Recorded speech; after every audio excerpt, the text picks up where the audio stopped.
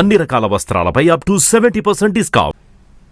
BJP మొదటి నుంచి BC రిజర్వేషన్లను వ్యతిరేకిస్తూనే ఉందన్నారు మంత్రి సీతక్క. తాము చేపట్టిన కులగణన కార్యక్రమాన్ని విమర్శించిన బీజేపీ దేశంలో బీసీ జనగణన చేపట్టిందని వ్యాఖ్యానించారు. కర్ణాటకలో బీజేపీ చేసినట్టుగానే తాము రిజర్వేషన్లు చేస్తే మొత్తం రంగు పులుముతున్నారంటున్న మంత్రి సీతక్కతో మా ప్రతినిధి భాస్కర్ ఫేస్ టు ఫేస్.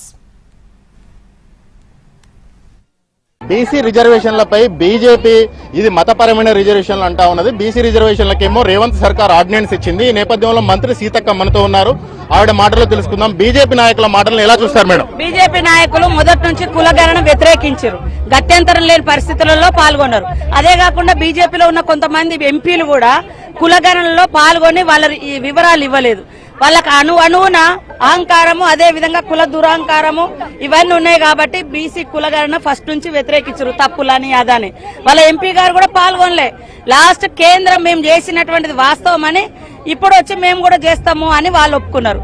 ఇప్పుడు కరెక్ట్ మేము ఇంప్లిమెంటేషన్ చేసే టైంకి వచ్చేసరికి అది మతం ఉంది, కులం ఉంది అని ఇప్పుడు కాదు కదా. 10% ముస్లిం రిజర్వేషన్లు అంటున్నారు, నిజమేనా మేడం? అలా ముస్లింలు ఉన్నారా? ఇప్పుడు పాపులేషన్ ఎవరిది ఎంత ఉందో క్లియర్ గా కులాల వారిగా ఉండడం జరిగింది కాబట్టి అది మొదటి నుంచి ఉన్నటువంటిదే కదా. ఇవాళ వాళ్ళ ప్రభుత్వం కర్ణాటకలో ఉన్నప్పుడు వాళ్ళు ఆమోదించినటువంటి రిజర్వేషన్ అంటే వాళ్ళు ఒప్పుకుంటేనేమో వాళ్ళు ఆమోదిస్తే ఓకే, వేరే కాడ ఇక్కడ ఏం సందు దొరకలేదు. వ్యతిరేకించారు, ప్రజలు నమ్మలేదు. ఎందుకంటే ఈ కులగణన సరిగా జరగలేదు అనేది ఫస్ట్ ఫైట్ చేశారు. మీరు చూసిరో లేదో, అసలు అసాధ్యం అని చెప్పారు. కేంద్రం ఏమో మేము కూడా చేస్తామన్నారు.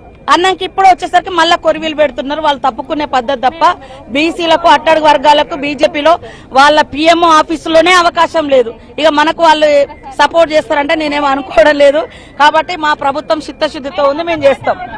బీసీల పట్ల తమ ప్రభుత్వానికి చిత్తశుద్ధి ఉంది, ఖచ్చితంగా మేము రిజర్వేషన్ అమలు చేసి తీరుతాం స్థానిక సంస్థల్లో అని మంత్రి సీతక్క అంటున్నారు. కెమెరా పర్సన్ సంపత్తో కలిసి భాస్కర్, ఎన్టీవీ, పెద్దపల్లి నుంచి.